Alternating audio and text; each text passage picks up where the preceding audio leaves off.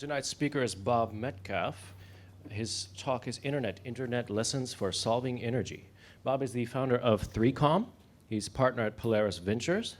He's a co-chair for the Networks and Computing Systems track at Singularity U. His company created PowerPoint, but this is the first PowerPoint presentation Bob has ever given. And, oh yeah, he invented the Ethernet protocol. Bob? Okay, thank you.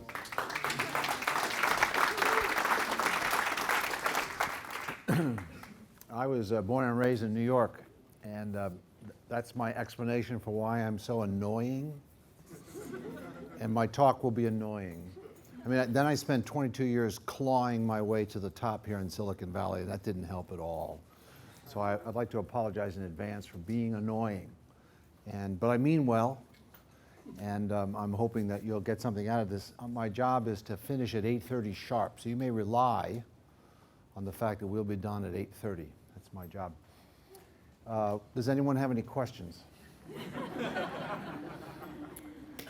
Well, what I do not want to be accused of is monopolizing all this time so you don't have time for questions. So I thought we'd get that out of the way. Would someone please ask a question, just to get warmed up? Please. What is Enernet? What is Enernet? I have a stunning number of slides to answer that. But Enernet, since you asked, is a rubric for a set of lessons that I'm collecting from the Internet history. So this is a history talk. It's an applied history talk. And so Enernet is the rubric I've given for this study of the history of the Internet with the intent of applying that so that we can end up with cheap and clean energy faster than we would otherwise, by, of course, mimicking the successful features of the building of the Internet. That's what Internet is. Should I get started, or is there another question? Please. If you were an entrepreneur in a garage, what sort of energy startup would you build? If I were in a garage and I had limited to energy? Or whatever.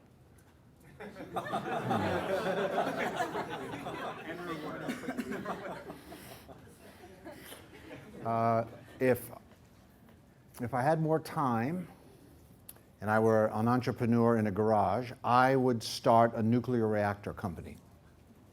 Okay? Why? Well, we'll get to that later, but because I view that as a very interesting problem, both from physics and sociology, communications, government policy. It's all wrapped up in that little mess called nuclear energy. So I'd do that, just because it's really hard. It would be really hard. I saw the movie recently, The China Syndrome. Actually, the first movie I watched was, my wife and I watched Chinatown, and halfway through it we realized that was about water in Los Angeles. And then we switched to The China Syndrome, and that was the one. And Jack Lemmon dies in that movie.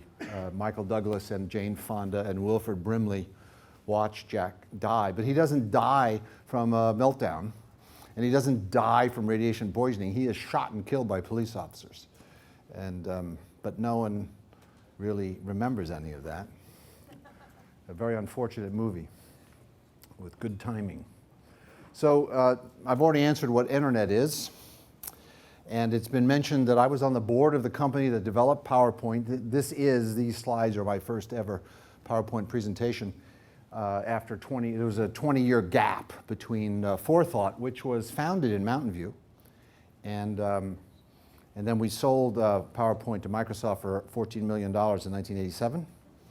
And then Bill Gates and I had a falling out because I'm so annoying. So this is actually a keynote presentation. And the way I get into energy was the president of MIT, Susan Hockfield, several years ago gave a talk in which she decided that energy was one of the topics that MIT ought to focus on, and she would lead that effort as our president. And being what we call a team player and a alumnus and a trustee, I decided to get into energy.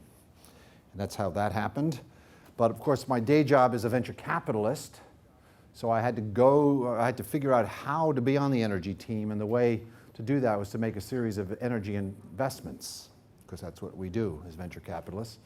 This is our portfolio, and being a venture capitalist, I should now speak for the next hour about this portfolio. That's what we do. We tout our portfolio. After we make the investment, then we tout the portfolios, but I don't plan to do that at all.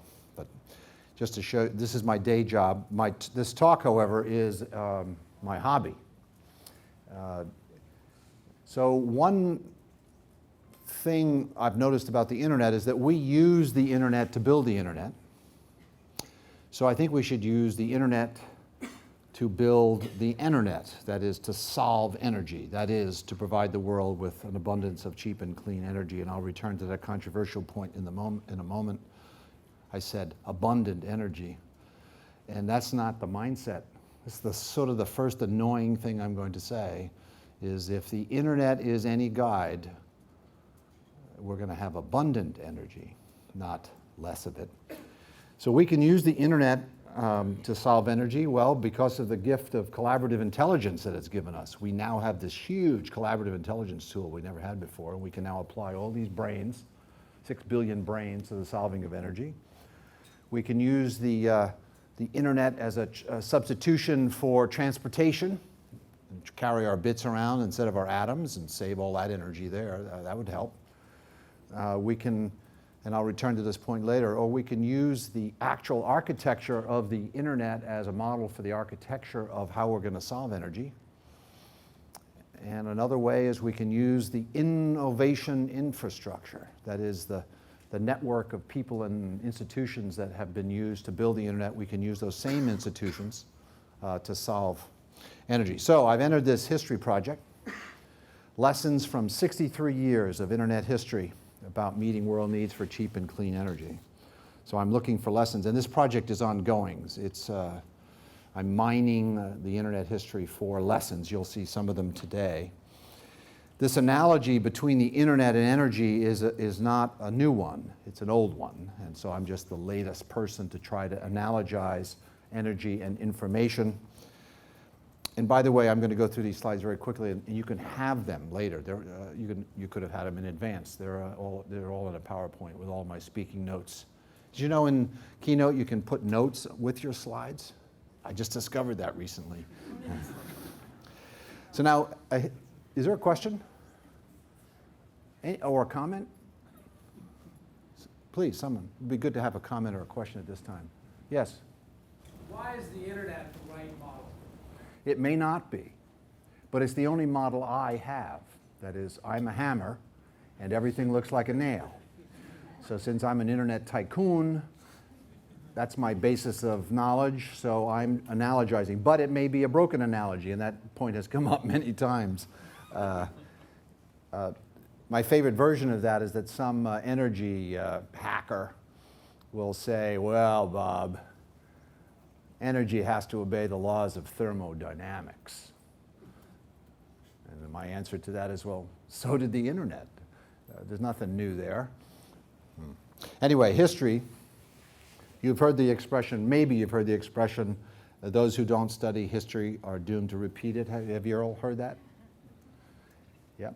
And the problem with that is the internet history went so well, the temptation is to ignore it and then just be doomed to repeat it.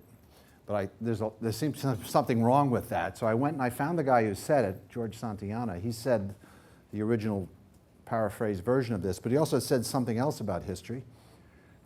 History is a pack of lies about events that never happened by people who weren't there.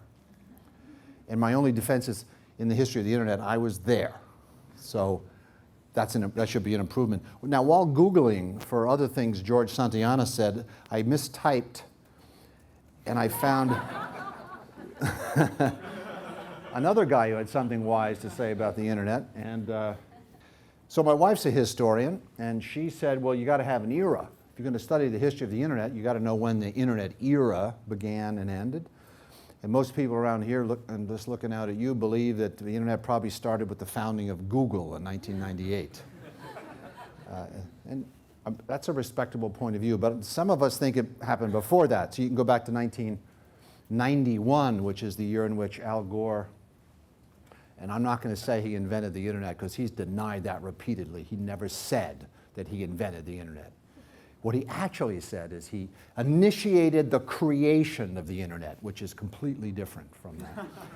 And ironically, that law was passed, signed by George Bush in 1991. But that seems too recent also. So you can go back to the invention of the World Wide Web. You could go back to packet switching, or maybe 57, the launching of Sputnik, which scared the hell out of America. And so we invested a lot of money in defense R&D, which in fullness of time led to the internet. But I like going back to 1946, because arguably the transistor is the invention that really fueled the internet, the word internet broadly construed. And what I also like about 46 is that was the year I was born. So the transistor, the internet, and I would all then be born in the same year, and I really like the sound of that. Well, whether it's 63 years or 60 years or 50 years or 40 years, I claim by analogy, the solution of energy is not a this year thing or a next year thing. It's going to take decades to solve energy. That is, if the internet is any guide, the proper mindset is that it's going to take decades. And a consequence of that is, for example, that there's time for science. So we better be doing some science about energy. The energy problem is not shovel-ready. We do not have the solutions to energy at hand. So we can't just run off and put billions of dollars into shovel-ready solutions. That's the wrong mindset. The correct one, if the internet is any guide, going back to your objection, if the internet is any guide, we should be planning to spend decades on solving energy. We will. And one of the consequences of that mindset is the hardening of the categories. That is, when you have that long to innovate, the categories, the taxonomies that you have at this point in time are very likely to be eroded. And my favorite, the big example of that is in the early days of the internet, computing and communication were two categories. And computing was done by IBM and regulated by the Antitrust Division of the Department of Justice. And communication was done by AT&T and was regulated by the FCC. Those were separate categories. The FCC held hearings to draw the line between computing and communications because they wanted to be careful to only regulate communications. And about 3 weeks later, the internet completely blew that distinction away because the communication system became computers and the computers became communicating, and there is no way to separate those two words. That was a misleading dichotomy. A more enduring one was voice, video, and data, 3 categories. Voice was synonymous with telephony. Video was synonymous with television. Data was an ASR-33 teletype plugged into an interactive time-sharing system in the 60s. And those were 3 different worlds. They had different networks. They had different regulatory agencies. And the internet destroyed that categorization. I mean, you've probably heard the distinction voice, video, and data, but for example, on the desktop today, that's voice, video, and data all smerged together on the internet. Voice, video, and data became data. Well, the same is going to happen in energy, and it's already happened in energy. How many of you are really enthusiastic about corn ethanol? Raise your... Ooh! That is the first time in like 2 years I've gotten someone to raise their hand in favor of corn ethanol. Thank you very much. Corn ethanol is a terrible idea. It's the wrong feedstock, it's the wrong fuel, and the folly in it, I claim this is an example, excuse me, I didn't mean to embarrass you, but I did. Yes, I did. I claim it's a categorization error because the people who, well-intended people who ran to Washington to get subsidies that would make the production of renewable fuels with corn ethanol forgot that feed, food, and fuel are not actual hard categories. Yes? I'd like to relate to that for a second because you're making a point that I think is actually reflecting sort of an impending crisis of finance. Because if you would have looked 3 years ago, the common sense and every smart person around in the newspapers, op-eds, people in VCs would have invested in corn ethanol. You saw so many articles discussing it, etc. So we're in an age where a paradigm rises so quickly and then it just declines so quickly. So if you want to, for instance, if you're a company that wanted to devise a smarter way to harness ethanol for energy, So 2 years ago, you could have gotten, funding, but today people saw what happened with ethanol, and they're telling you, you know what? 2 years from now, someone's going to come up with a better idea from yours, and by the time you get to the market, 3 to 5 years, I'm just not going to fund that because, in 3 to 5 years, there's going to be something smarter, and they're going to figure out what's wrong with your idea. I'd like to ask you to stop your Yeah. question. Okay. Because you're giving half my talk. I'm going to return to this point.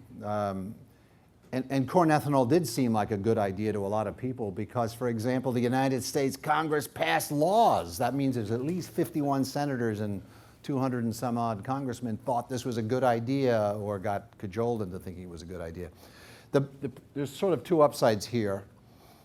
One is that maybe it's transitional technology that's paving the way for what's to come later. You've just made the opposite argument that it actually poisoned the well. The other advantage is the money is now being wasted in the Middle West instead of the Middle East, which is progress. So moving along, the internet may still be a movement, a social phenomenon, called, the technical term is movement. Vince Cerf, who addressed y'all a few days ago, I don't know if he actually said this time when he was here, but every other time he walks around saying IP on everything. And internet protocol on everything. And the internet was a movement. In fact, it was several times a movement. And you can remember that it was a movement. For example, there was a time before the bursting of the internet bubble when the 7 most feared words on the internet were, "You just don't get it, do you?" So if you raise an objection to some stupid plan like pets.com, this little Silicon Valley smartasses would turn on you and say, "You just don't get it, do you?" So that was a movement, and it was inquisitorial and repressive and obnoxious and arrogant at times, and I was right in the middle of it, so I'm not shedding blame. Well, energy is a movement. In fact, I sat through most of today and I could hear it. I could hear how much of a movement it is. Now, movements, and I'm going to really annoy you on this point, so movements have slogans like Vince Cerf's famous slogan, which I happen to like a lot. But they also have colors. For example, this is an early Ethernet diagram where the coax cable was yellow, so yellow became Ethernet's color. We had all the coaxes in the ceiling. They've changed colors now, but they used to all be yellow, and that was our color. Our movement, the Ethernet sub-movement of the internet movement, had a color. So, energy. Has the energy movement adopted some sort of color? Green? Would you say there's consensus on that the energy movement's color is green? Well, my red is, I think green is the new red, actually.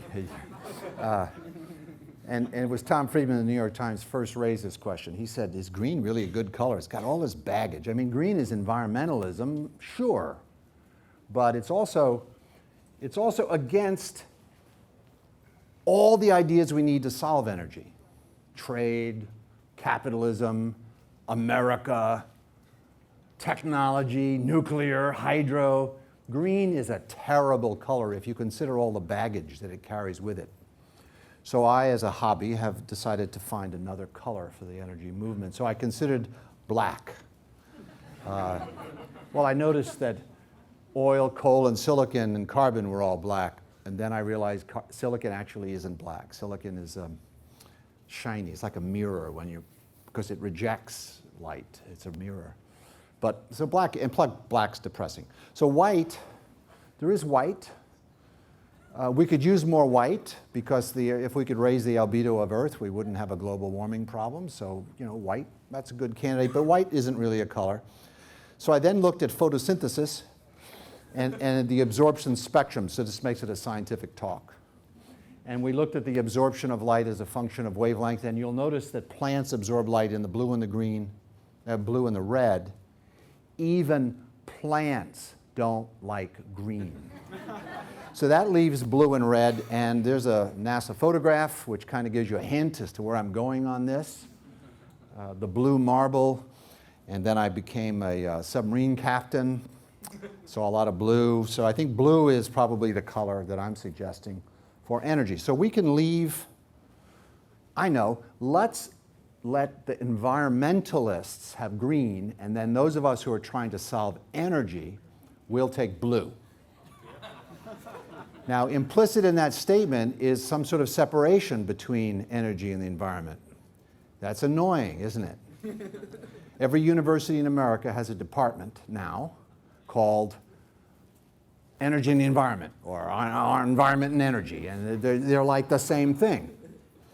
Well, they're not. I'm arguing that this is a false categorization. They're not the same thing. Now, there is this little CO2 link between them, but much is being made of that.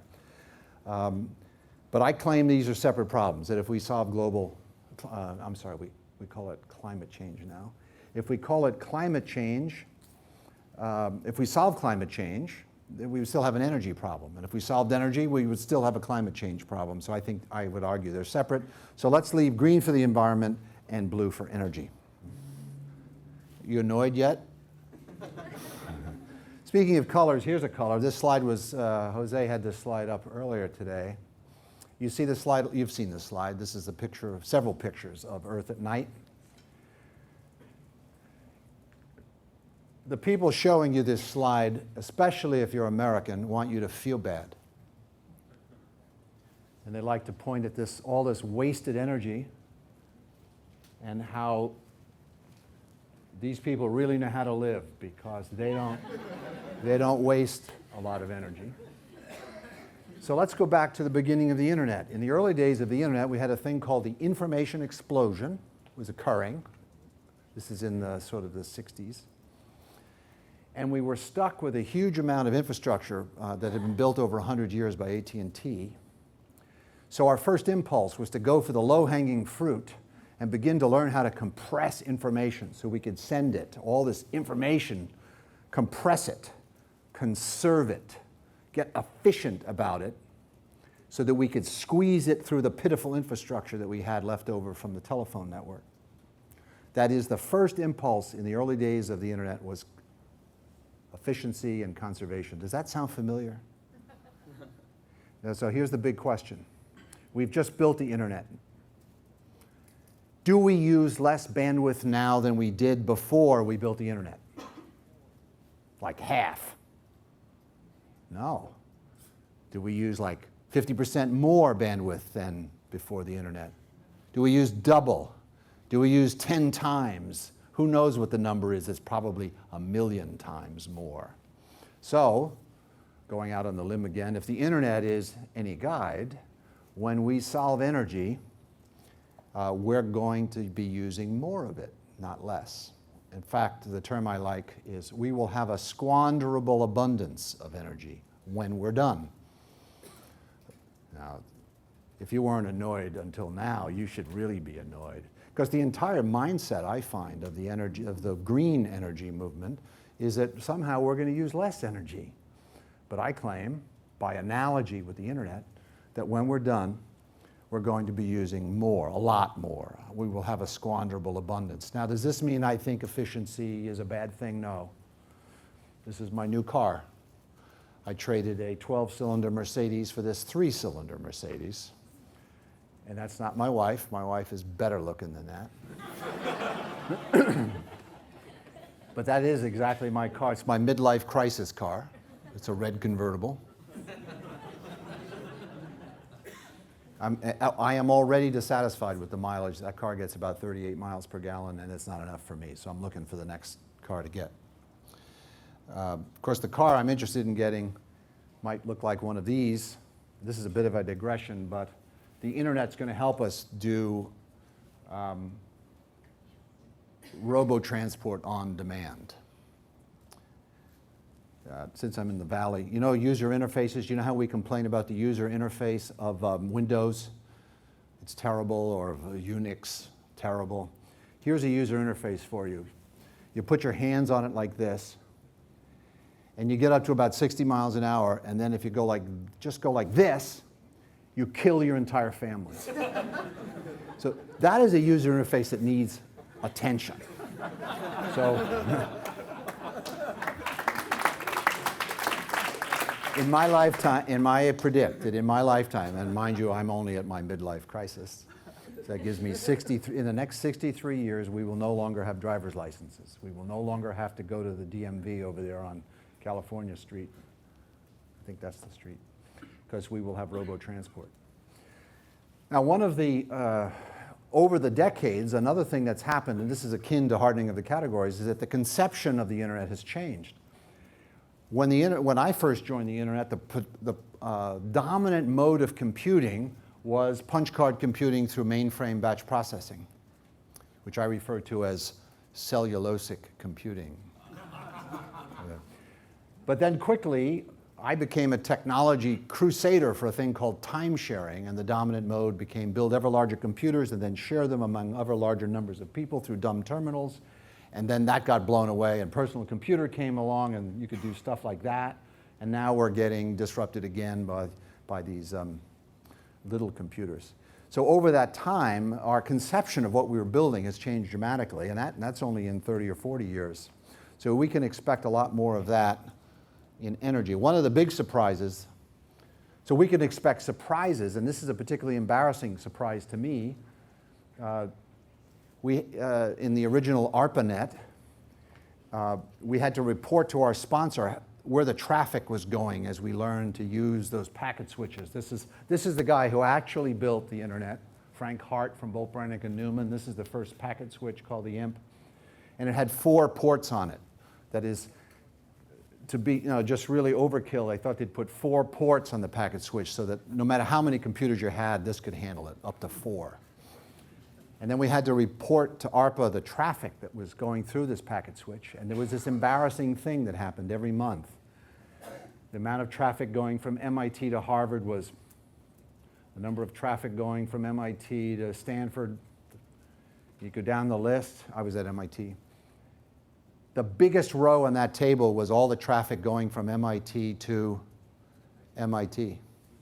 And we called that incestuous traffic, which is a pejorative, because we weren't building the ARPANET in order to connect the computers in the same building.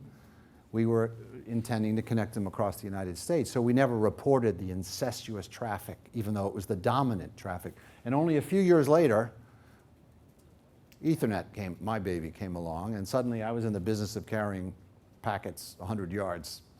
And in fact, most traffic today goes 100 yards through a dozen Ethernets. That was a surprise, but not the only surprise. Here's an even bigger surprise. When I joined the Internet project, we thought that we would use wireless for long haul, microwave and satellite. And then for local distribution, we would use, to the last mile, we would use AT&T's copper network. And that was how it was going to go. I was completely backwards. Today, long haul is on optical fibers buried in the ground, and short haul is wireless. This is known as the Negroponte reversal, but it was a big surprise. I'm just making the point that there are going to be surprises in energy. Please do not think that you have a 92% idea of where energy is going to go in the next few decades, because things like this are going to happen. These are 3 surprises worth mentioning, because I think we need to be careful not to make these mistakes again when we're solving energy. Now, since the internet was built by grad students, we thought everybody else was a grad student, so we didn't need security. We thought everything was free, so we forgot to put economics in, and that's still playing out. And the goal of, by the way, the goal of the early internet was to carry a 7-bit character across the United States in under a half a second. So you can imagine what video has done to all that plumbing. It just wasn't expected. So these are, these are the 3 major bugs of the internet. And if we're smart, we will learn from history, and we will not recreate these 3 problems again in our solutions to energy. And then there was this surprise, the internet bubble, which burst March 10th, 2000, as I recall. Took everyone by surprise, except me. I wrote a book predicting the collapse of the internet. Since the mortgage bubble has burst, no one remembers this bubble anymore, because it was nothing compared to what just happened. Global warming is What are you charting for? stock prices. And they went up and up and up and up, and then on starting March 10th, they went way down, and now they're recovering. Sorry. Global warming is a bubble, just like this one. How do I know?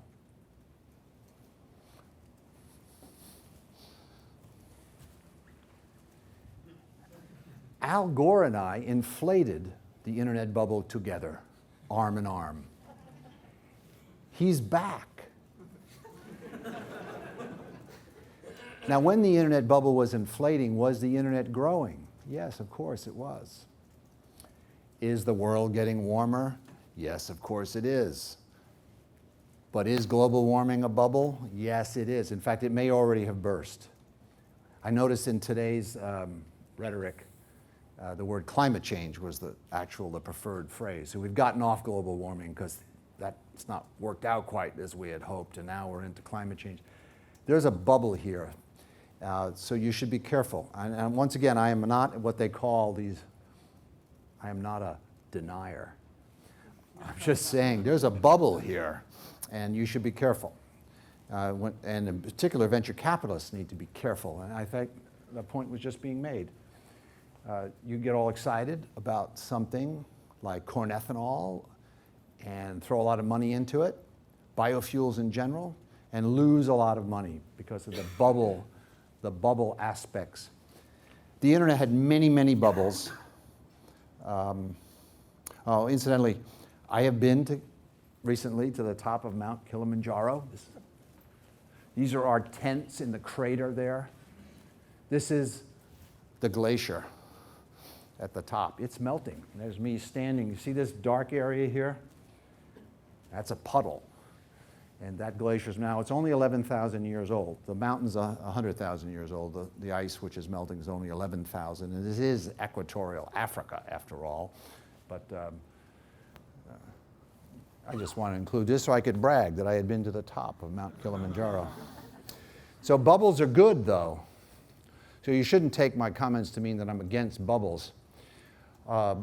My business is technological innovation, and the status quo is a resourceful and nasty foe, and you need all the tools you need, and bubbles are one of those.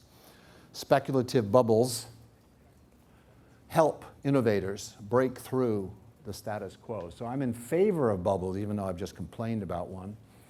Of course, you need to mix metaphors, you need to have a seat when the music stops. Now, one of the things I remember about the internet, especially in 1970, when I started on it, joined the effort, I went to a lot of meetings, and at no time in those days were we planning to build the internet for YouTube. It never came up. Nothing like YouTube ever came up. And yet, YouTube and its variations and descendants is most of the internet today, the fun parts anyway.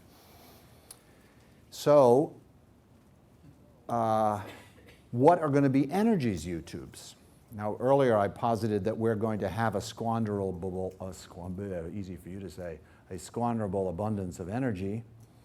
What might that energy be used for? That is, what will energy's YouTubes be? Now, this is a hobby, and I welcome you can join in this, to think of how we would use energy if we had an abundance of it, a squanderable abundance, like we now have a squanderable abundance of computing and communication. What if we had a squanderable abundance of energy? Well, one use of energy is just general, it's a factor of production in our economy. And Jose was talking about, where are you, Jose? You were talking about those models, the Club of Rome type models. Anyway, there's a bunch of models that simulate economic activity. It'd be fun to see, I'm sure someone must be doing this, is if you take the cost of energy and double it, what happens to the economy? And if you take the cost of energy, say, over a period of 20 years and you reduce it, the price of it by a factor of 10, what happens to the economy? I'd love to know the answer to that question.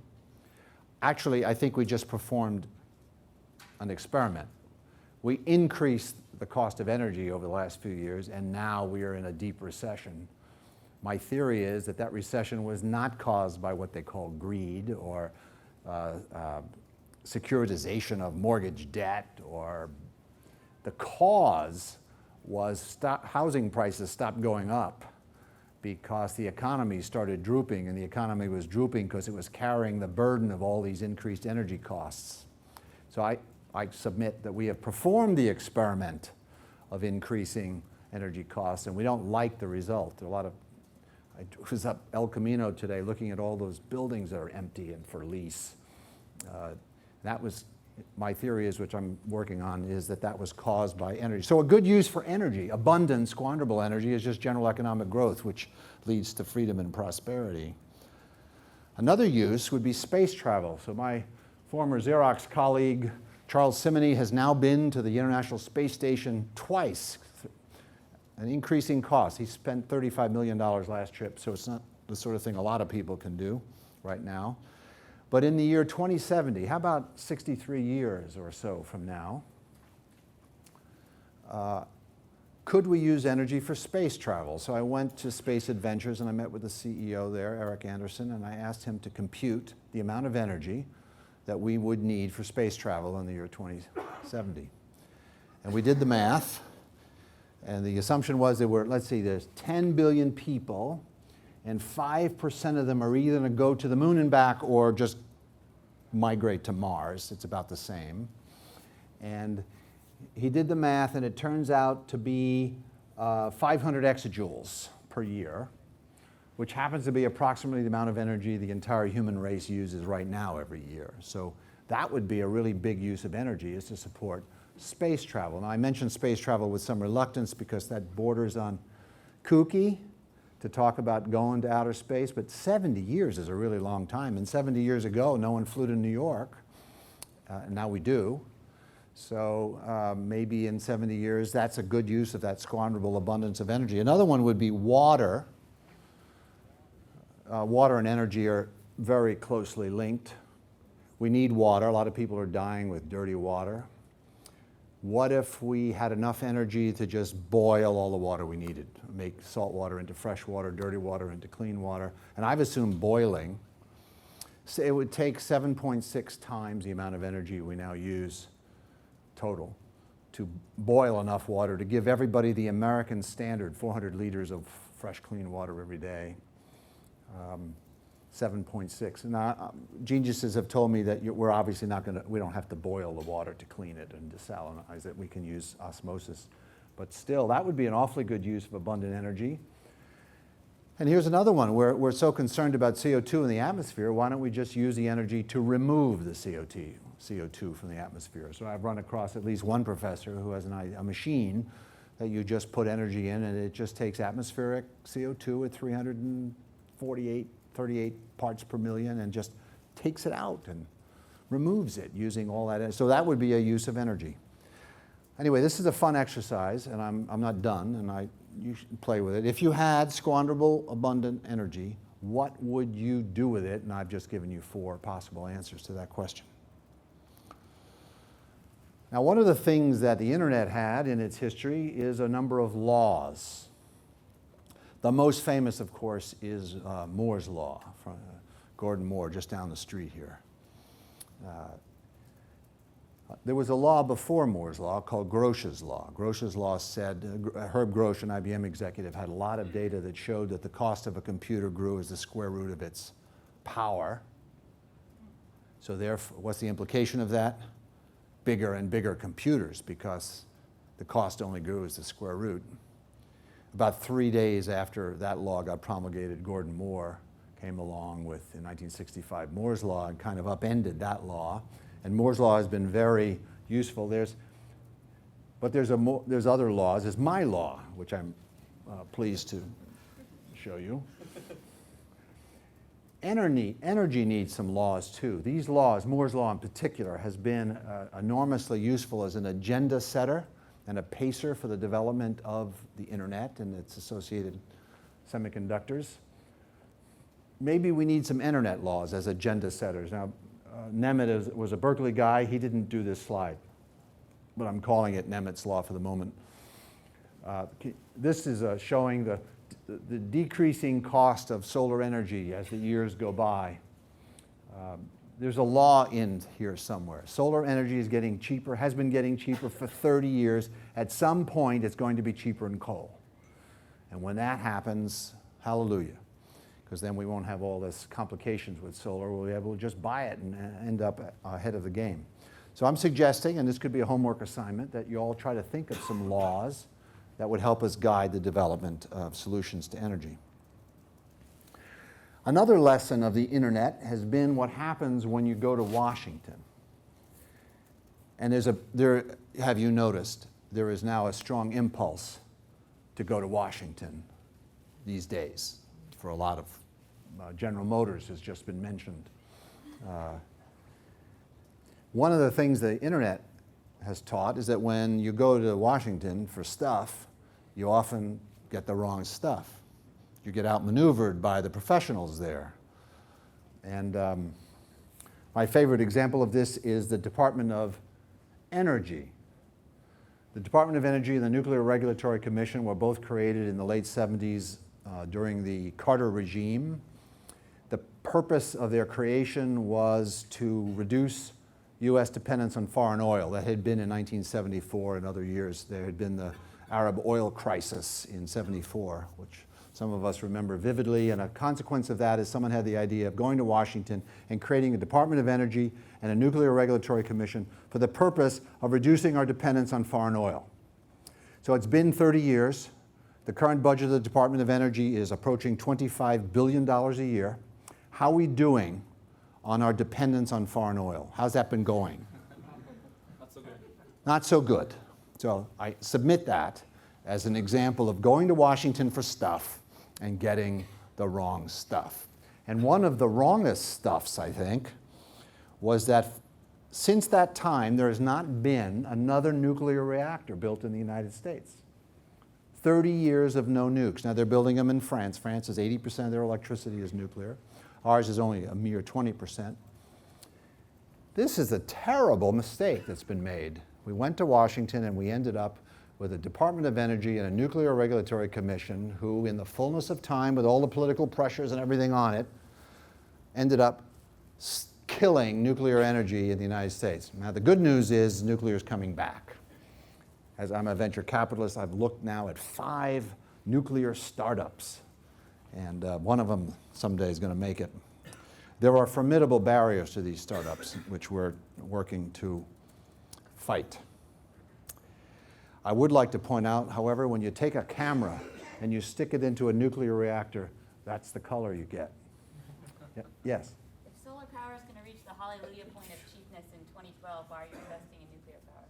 Because it would be stupid to invest in only one thing. And we learned that in the internet. So there was a time when, for example, semiconductors were all going to go to gallium arsenide because that was going to be the new hot, literally, semiconductor. And so this major portion of the Silicon Valley started going after gallium arsenide, and what happened? Surprise occurred. And gallium arsenide really hasn't panned out. And CMOS won. So all our not all, but the preponderance of our semiconductors are CMOS.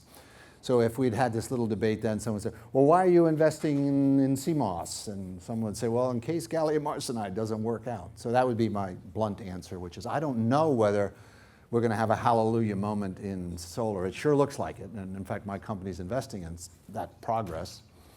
But I think we need to also pursue nuclear. The energy densities of nuclear are phenomenal. We should be after nuclear energy, and we're not because we went to Washington and got the wrong stuff. And we have Jane Fonda, Michael Douglas, and Wilford Brimley, and Jack Lemmon to blame for this if we want. Now, Washington hasn't been entirely useless. It's done some really important things, so there's a lesson here, lessons from internet history that we might keep in mind for energy.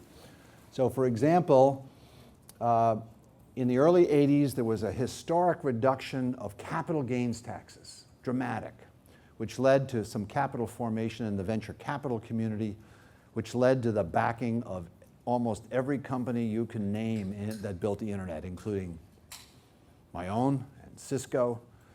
just make a list of all the important internet companies, and they all came from the venture capital that was produced, that is extracted as a, what's it called? An investment instrument or a type through the reduction of capital gains. So the reduction of capital gains taxes worked. Maybe we should do that again and see how that goes. Demonopolization. Until 1968, you were not allowed to connect anything to the telephone network that was not made by AT&T, actually a subsidiary of AT&T called Western Electric. It was illegal to connect things. Answering machines, cell phones, wireless home phone. You couldn't do that unless it was made by Western Electric. Modems, for example.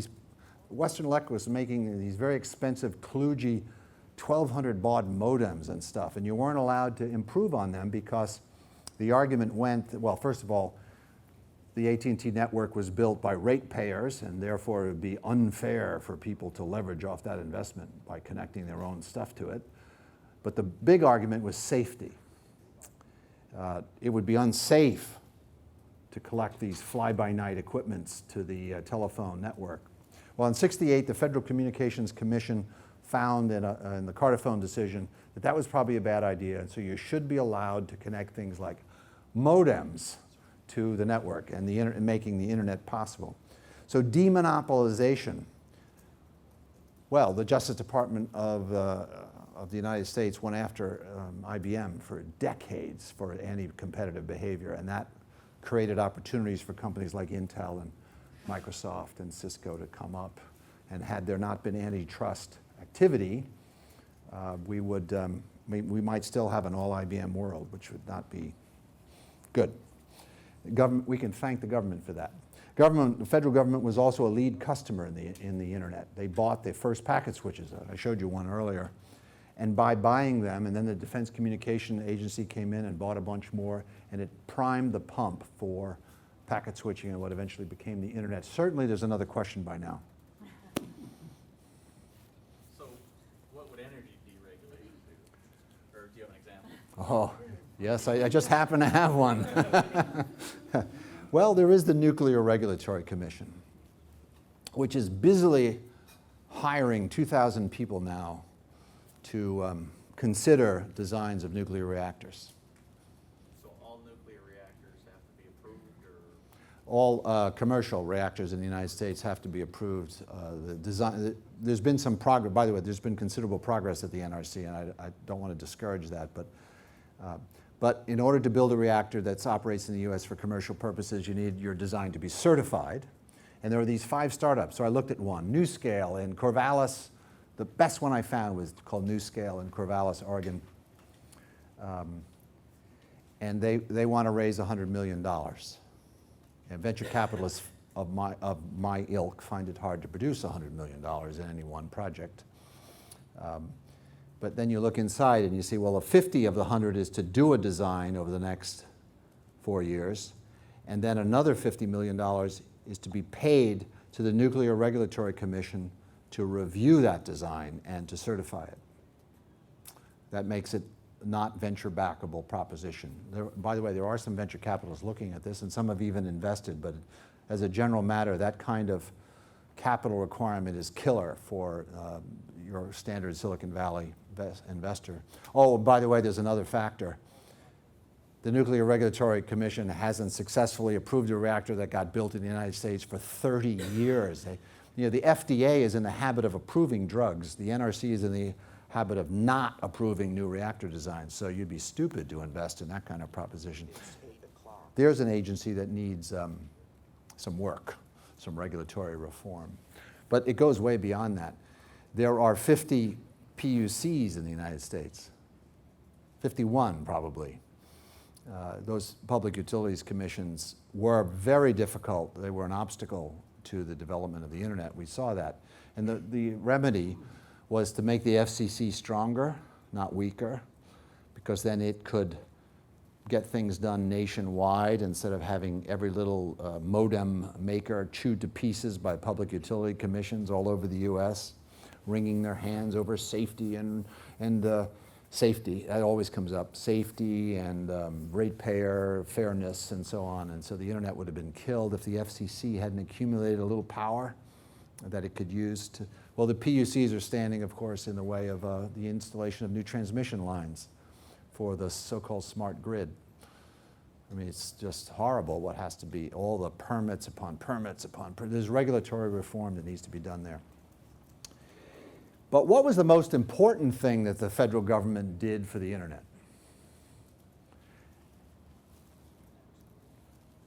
Research. That is, the best spent tax dollars that I saw in my many years of watching the internet grow were monies spent by the feds on research that led to technologies that turned useful in the internet. So we should, as I mentioned earlier, have some research in energy. So where should that research be done? That question arises. I'm going to annoy the rest of you now, those of you who are not yet annoyed. Should private companies do research? The evidence is that the only companies that can afford to do research are monopolies. So the Bell system with AT&T with Bell Labs based on the telephone monopoly, and then there would be Watson Labs based on IBM's computer monopoly. Then there would be Xerox PARC based on the copier monopoly. And now there's Microsoft Research based on the desktop software monopoly. And Google Research is building up based on some monopoly I don't understand quite yet. So I don't think monopolies are the best way to do research. And there's two reasons. One is that, of course, they get the money by overcharging their customers. So that's not good. But that's not the killer reason. The killer reason is monopolies are very much part of the status quo, of the aforementioned status quo. These are the least motivated companies in the world to promote innovation. So they have their labs, which they can afford, they do their research, and then they just don't bring it to market effectively because they're clueless about doing it and they're not motivated. So I would rule out relying on monopolies to do our research. So how about government laboratories? Well, in my experience of the internet, for example, the DOE labs are places where research gets done, but the marginal return of investment in government laboratories seems to be small and declining. They seem to be geographic jobs programs. They all have 2 senators attached and 14 congressmen, and the whole story is about job preservation. Effectiveness of research. So where should research be done then, Bob, if you're negative on monopolies and government laboratories? Well, the United States and other countries have research universities. This is where this research should be done. MIT is my favorite one, but I understand there are some down the valley here that are pretty good too. And up the valley, come to think of it. Isn't Berkeley? Berkeley is that way, and Stanford is that way, and Boston area has 10 major-ish research universities. There's probably 100 or 200 in the United States. These are jewels in the crown. This is where research should be done, and why should it be done there? Looking at the history of the internet, it shouldn't be done because research universities are well managed. They are not well managed. And I'm constantly fighting with MIT about all the stupidities in that management system, but it's common among the No, it's not because of the ACE management. It's because universities graduate students. That's why the research needs to be done there. Because the best vehicles for innovation is not patents, it's people.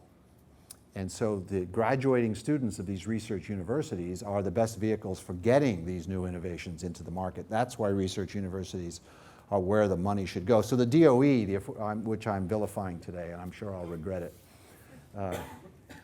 when new money goes into energy research, most of that money at the DOE gets captured and spent in the DOE national labs, and very little of it goes through DOE into the research universities, and that's wrong, and we should fix that. But what we'll get for it is silver bullets. And the history of the internet indicates there are silver bullets. And very often when you have an energy speaker, and I've been through this talk 50 times, the wizened, gray-haired former physicist who's involved in the energy will tell you, in energy, there are no silver bullets. This is defeatist behavior. We need to shove those people aside because we need silver bullets. We want to solve energy, and if the internet is any guide, we'll do it with silver bullets. I recently, 2 years ago, trekked to San Diego to attend a conference I had never been to before called the Optical Fiber Communications Conference, and I went with only one purpose: to thank those people for a silver bullet that they gave us. This silver bullet emerged in the mid-90s. It was called dense wave division multiplexing. It's how all our bandwidth is carried long haul. When I went off to college, my mom would say, when you get to Boston, call me so I know you're safe. But just let it ring 3 times and then hang up. She told me this every time I left for school. Well, thanks to dense wave division multiplexing, we don't think that way anymore. We're making phone calls all the time, and that is a silver bullet. And there were some other silver bullets. The IBM punch card was a silver bullet. The transistor was a silver bullet. TCP/IP and Ethernet, invented in 1973, they were silver bullets. The World Wide Web in 1989, that were a silver bullet. So we need, and we should expect, we should demand silver bullets. We shouldn't take this garbage about there are no silver bullets. Of course there are silver bullets, and we should demand it from our researchers and our engineers and so on. And if the internet is any guide, this is how we're going to bring the fruits of that research and those silver bullets to market. We're going to do it in this model. The model goes like this: research professor, graduating students, typically postdocs, but not always, as Google evidences, some scaling entrepreneurs, of which there's a huge abundance in Silicon Valley, and venture capitalists. And that seems to be, given the experience in the internet, if the internet is any guide, the winning innovation model. You get the research university producing new knowledge. You get the professor who you don't want to remove from the university. You want to leave him to do something new. But his or her graduating students, then these are the Stanford people. This is the scaling entrepreneur. This is the venture capitalist who made Cisco. But there's lots and lots of examples. This is an East Coast example. This is Akamai. That's the professor, Tom Layton. Here's the 2 graduating students. This young man was killed on 9/11 by jihadists, I might add. And this is my partner, George Conrades, who ran IBM. He went to school at IBM. He learned how to run IBM USA. And then he became the scaling entrepreneur that teamed up with this professor and his grad students to make Akamai into a company. And there's 100 other examples of this. This, I think, is the innovation model that we should pursue in energy as well. Question, comment? Yes? At the moment, there's a lack of IPOs. I understand it has to do with a number of regulatory changes. What's going to happen in the future to the VC industry as a result? Well, you began by saying at the moment, so there's Yes. a partial answer there. IPOs have historically come and gone. Our partnership had an IPO only last week, a company called LogMeIn.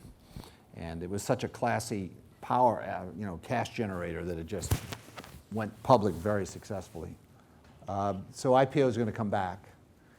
But you should know that in the venture community, if you care, in the venture community, there's a lot of talk about how we need a new model for venture capital. But I think most of that talk is coming from the 500 venture capital firms that are not going to exist anymore when they run out of their current funds. There seem to be too many venture capitalists, and about 1,000, and about 500 of those are going down the tubes. The trouble is, in venture capital, the tubes are really long. They're like 10 years. So it'll be a while. And those people who are all going out of business are the ones who say, we need a new model of venture capital. Of course, that's a model in which they get money again. I don't think, we'll see, but I don't think venture capital needs to evolve very much. Now, in energy, the current model of energy is not working for venture capitalists. That is, the capital intensivity of energy projects is noticeably large. But the same could be said of drug discovery. It costs $500 million or $1 billion to develop a new drug, and yet venture capitalists have found fertile ground for participating in that innovation realm, that is drug discovery.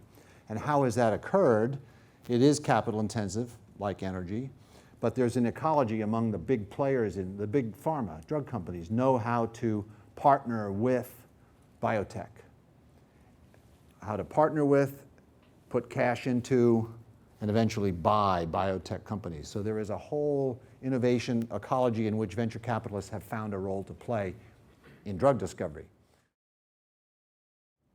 It's from a National Academy report, and I only show it because it's complicated.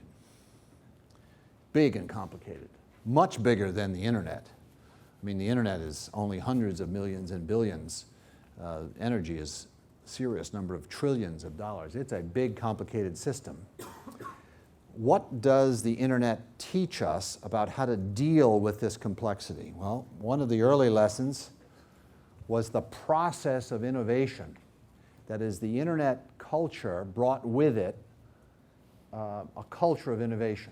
So this is John Postel, who died early, but he is emblematic of that process involving the IETF, for example, and the RFCs, and this whole innovation, and it all took place within 5 miles of here, a lot of it, is this process for experimentation and prototyping and competition and the introduction of architecture. So this is a culture that might be replicated in energy. We would be advised to do that. In the architecture of the internet, there was this layering model. Are you all familiar with the layering model?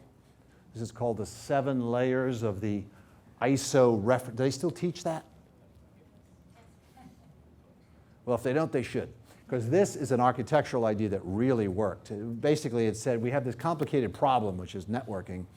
Let's divide it into these levels, the physical down here and so on.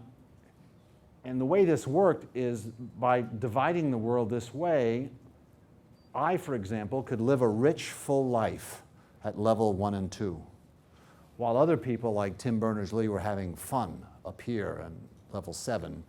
And we could live specialized and effective in our own worlds. Not only that, technology could evolve at each of these levels independently. It wasn't lockstep by the least common denominator. So we could be making things faster here while these guys were making standards and developing new applications up here. And of course, to make this architecture work, we had to design interfaces.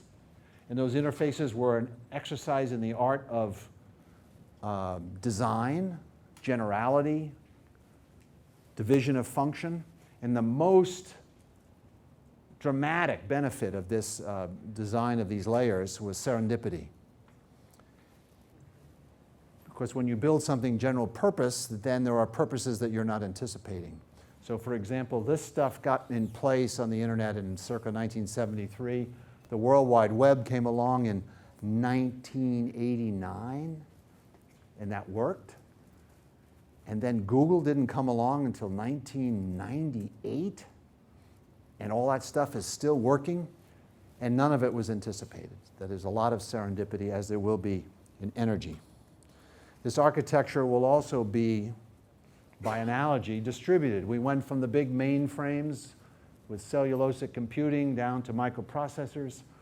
Let's go from the big centralized power plants to distributed energy, distributed solar, distributed wind, distributed nuclear, distributed everything. If the internet is any guide, we're going to pursue distributed. And there's sort of 2 benefits there. One are the intrinsic benefits of distribution technologically, but then there's also the go-to-market benefits of distribution. Ethernet, for example. IBM was the entrenched monopoly in computing. Can you imagine, I don't have to imagine, I tried it, take Ethernet and bring it to the people who buy IBM products and say, you should buy this instead. Non-starter. So the way Ethernet got started was to be distributed. We sold to people who didn't buy IBM products, people who had personal computers, for example. And the IBM salesman wasn't selling, and IBM wasn't competing at that level. So we came in through work groups and personal computers through distribution. We were distributed. Now the energy industry uses the word distribution. They say, let's build a big coal plant and then distribute the energy out. That's not what I'm talking about. I'm talking about distributed generation of energy and its networking. I've begun to hear this familiar thing now in the smart grid. Have you all heard of the smart grid? It's a buzzword now. Everybody's doing smart grid now. Whatever you were doing before, it's now called the smart grid. And there's this thing I'm hearing now from utilities. We think we need to build a smart grid and it needs to get to every home. But that internet thing is insecure and unreliable and it doesn't go to enough places. So we have to build an entirely new network. I've heard that before. That's an internet lesson. If there's something wrong with the internet for applications in energy, we should fix the internet instead of starting over with a whole other network. So that's a really easy lesson to learn. Of course, now there's the nature of the network, the nature of the smart grid. If the internet is any guide, of course, it'll be distributed, but it's also likely to be meshed because we're not just distributing from a central point. We're not distributing energy. We're going to be exchanging energy. We have these uncertainties of demand, uncertainties of supply thanks to renewables. And how is all this uncertainty going to be handled with a mesh network for the exchange of energy, not merely its distribution? And it will be much more symmetrical. The energy won't be going in one direction, it'll be going in many directions. Another lesson from the internet had to do with synchronization. The old telecom network prior to the internet ran a central global clock. You wanted to put a telephone conversation, you had to get in lockstep with the TDM hierarchy and get synchronized. Does that sound familiar? Today's grid, which I guess we call the dumb grid, is synchronized. You want to put energy onto the grid, you have to come up to speed, you have to establish frequency lock and even phase lock to get into the grid. Well, if the internet is any guide, we're going to desynchronize the grid. And another thing we did is the telecommunication network prior to the internet had no storage.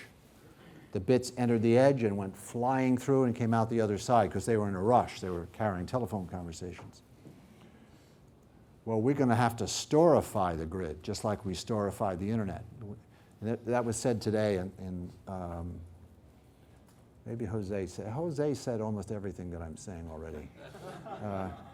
But adding storage, what's that? I have said your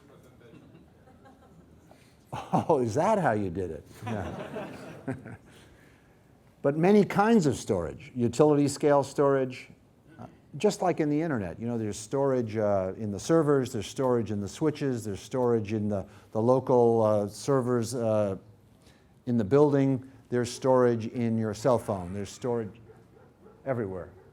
So we're going to need, just like we have different kinds of storage for the internet, mag tape, core memories, disks. This is the current, there is storage in the grid. When there's excess electricity, they pump water from here to here, and then when they need the electricity, they run it back through the turbines. This is a really bad idea. So we're now developing new batteries and even hydrogen. There are many kinds of storage. Our own we're investing in compressed air storage of energy, in tiny little lithium-ion batteries for the edges of the smart grid, and water splitting for storing solar and wind energy as hydrogen to recreate into electricity later. So the storifying, if the internet is any guide, we will solve energy by storifying, adding storage to the grid. And then another lesson has to do with lands. For a while there, in the early days of the ARPANET, Networking was a wide area networking activity, as is the smart grid, as is the grid. When we're finished with the smart grid, it's going to have LANs. It's going to have to reach inside of buildings where all the loads are for improving energy efficiency. I'm about to finish, ahead of schedule, I might add, and hopefully you'll have some questions. But here's a list of, going back to the idea of doing multiple things. 1,000 flowers bloom. These are some of the collected thoughts on where I'm thinking that we, in the long list of things we need to be pursuing over decades in order to solve energy, this would be a list of things we need to pursue. So, for example, when I tout nuclear, I'm often asked, well, would you want to do solar? And my answer is, yeah, well, let's do both. Solar and nuclear belong, both of them, toward the top, of, not exclusively, but toward the top of the list. So this is my list, and this is sort of what the top looks like in my list, based on things, lessons from the internet. And you'll notice the word distributed is repeated a lot. Geothermal, distributed geothermal system in your house, not in Finland, no, Iceland, and so on. Any questions about this, or? Yes, sir. You've raised the questions of the new VC model requirement. In order to invest, you said that there's a convergence, sort of investing in energy is becoming like investing in drugs. What can you say about the incentives today in the market for that? And perhaps there's another law here that if the state makes more money than the private companies dealing with oil, it's not going to work. I mean, America as a government is making more money from tax money, and actually the data is online, I can share it with you, making more money than the energy companies through taxation. So there's actually almost zero incentive for the government to encourage any other type of renewable, as long as they're making more money from the current energy market. The number is, I think, $1.5 trillion over the last 20 years in government earning. Can you relate a little bit more about, to that? Where are the incentives? What can the government do? And does that even indicate anything, the ratio between government earnings and private sector earnings on energy, on oil energy? You may have already detected, but if not, I'm going to reinforce the idea that I am not an expert on anything relating to the government. So but it can't help, I think. Well, here's a debate. Because CO2 is such a big problem, and the world will end shortly unless we diminish CO2. I'm not exaggerating. I see presentation. The world is going to goddamn end unless we solve CO2 tomorrow. And there's new urgency, by the way. CO2 used to be urgent because the world is going to end. I mean, we had to, because, oh my God, Kilimanjaro is melting, and nonlinear effects, positive feedback loops, it's all going to go boom, and you get a Nobel Prize for that. There's a new source of urgency in energy now, which is the whole economy's gone into the tank, so we have to stimulate it. So let's hurry up and don't think too much about where the money's going, because we're in a rush now to solve energy. So there's this I think there should be a debate about whether it's wise to increase the cost of energy to solve the CO2 problem, right?